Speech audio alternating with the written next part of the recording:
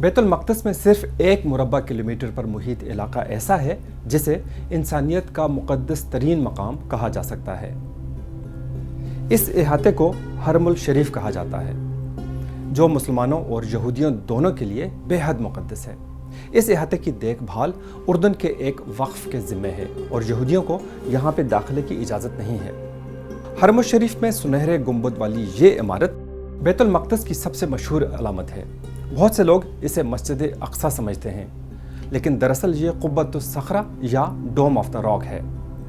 اسے 691 عیسوی میں اموی خلیفہ عبد الملک بن مروان نے تعمیر کروایا تھا اور یہ دنیا میں قدیم ترین اسلامی عمارتوں میں سے ایک ہے۔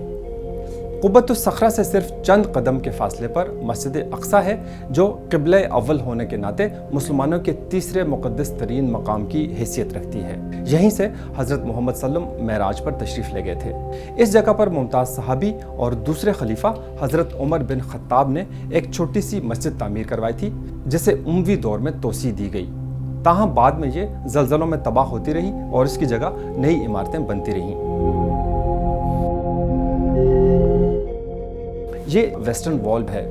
یہاں حضرت محمد صلی اللہ علیہ وسلم نے معراج پر جاتے وقت اپنی براق کو باندھا تھا، جبکہ یہودیوں کے مطابق یہاں ان کا دوسرا معبد قائم تھا، جسے بعد میں تباہ کر دیا گیا۔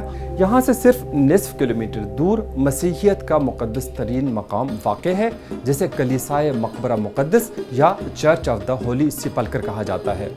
مسیحیوں کے عقیدے کے مطابق یہاں حضرت عیسیٰ کو مصلوب کیا گیا تھا اور یہیں ان کا خالی مقبرہ واقع ہے۔ دنیا کے 3 بڑے مذاہب کے 3 اہم ترین مقدس مقامات کے ایک جگہ اکٹھا ہونے کی وجہ سے یہ 1 مربع کلومیٹر پر محیط علاقہ دنیا کا سب سے بڑا فلیش پوائنٹ بھی بن گیا ہے۔